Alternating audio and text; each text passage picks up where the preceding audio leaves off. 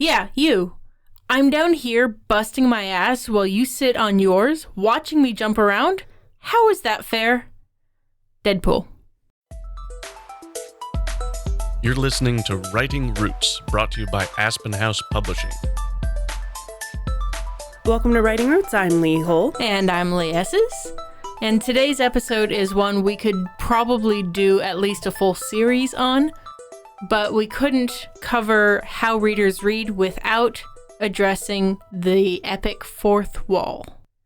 Readers know that they're reading a book. They know that they are observing from the outside this story. In the best books, they lose track of the real world and live for a moment in the fictional one. Breaking the fourth wall is breaking that illusion that they're living for momentarily in the fictional world. So, question. Have you ever written a scene that breaks the fourth wall? No, I don't think so. I have written a longish short story that the author was writing to someone, which kind of breaks the fourth wall because they're kind of writing to the reader, but it's not in the same way as like Deadpool breaking the fourth wall. Yeah, my Modako Anthologies is first-person omniscient, so he kind of addresses the reader because he's looking back telling this story, but it's definitely not used in the comedic sense especially. The phrase, the fourth wall, actually originates from theater.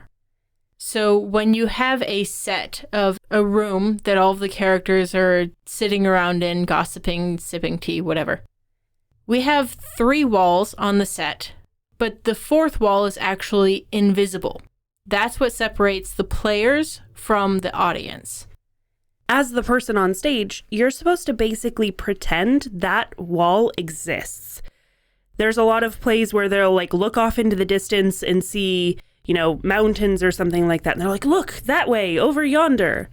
And they're not pointing at the audience. They're pointing from their perspective at this imaginary scenery over there. Breaking the fourth wall is when those actors interact with the audience, which I remember happened with us when we went to the complete works of Shakespeare Abridged. And the actors, because of the type of play it is, broke the fourth wall all the time. You'll also see this, obviously, in Deadpool, because he's addressing you. He's the only comic book character who knows he's in a comic book. And you'll see it in times like The Office, when they're looking straight into the camera, kind of going, can you believe what's happening? So this breaking the fourth wall is almost always used in a comedic fashion with interacting with the audience. Like, you're in on this joke too, because otherwise I'm just alone here. They're not always comedic, though. Shakespeare used breaking the fourth wall in some form when he used his soliloquies. It was also used in some of the Greek plays because of the chorus. They had more interaction, more directly addressing the audience than the actor simply on the stage talking to themselves. Another interesting example I stumbled across was actually from the video game of Metal Gear Solid. There's a moment where your character is getting a neck massage, and they vibrate the game controller at the same time, so you could put it on your neck and get a neck massage the same way your character was.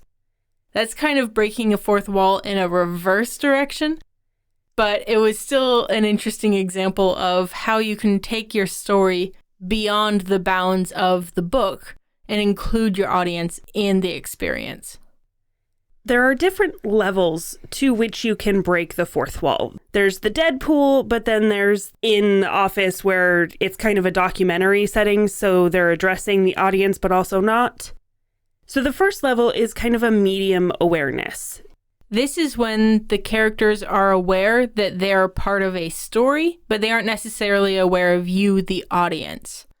XKCD does this in a couple of different ways, where the characters are climbing out of the cartoon little box that they're put in. Like, hey, I wonder what's down there. They dig through and drop down to another panel in the comic. The most common level is that standard fourth wall break. That's the office Jim looking at the camera. That's Ferris Bueller, where he's addressing the audience directly. In a book, it's the character writing a story to the reader. I believe Odd Thomas did that in his opening chapter, where he said, I know you're reading this and you're not going to believe me, but I just have to tell my story. He's directly addressing you, the reader. And the final level is when there's no fourth wall at all. This takes it from you and the audience and the actors on stage to more of a dinner theater type feel, where Deadpool is just hanging out with you. He knows that you're watching him and he's watching you. It's a much deeper interaction that is very difficult to pull off. It's basically when breaking the fourth wall is part of the premise and a very intertwined part of telling the story itself, not just telling the story to someone in the future, but how the audience is kind of part of the story as well. So these are some great examples of people breaking the fourth wall, but how do I do it in my book?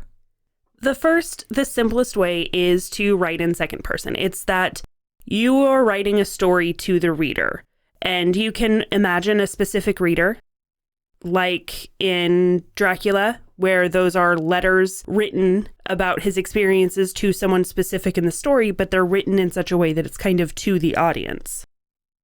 Like I mentioned earlier, first-person omniscient is another great way to approach breaking that fourth wall. That's when your point of view character is looking back on the sequences that are happening and addressing the audience going, I later learned that this person's name was blah, blah, blah. In Odd Thomas, he had a line, Ozzy insisted that I keep the tone of my writing light. There's also the second person writing where the reader is the main character in the story. This is becoming fairly popular in kind of a romance setting, sometimes adventure setting, where you're writing directly in second person, including the audience within the story itself. It's also becoming popular with the rise of the unreliable narrator. We covered that, and one of the things we mentioned in there is the unreliable narrator is almost defined by the fact that they are lying to the reader. That, of course, means that they are addressing the reader, and those moments in which they are addressing the reader is a fourth wall break.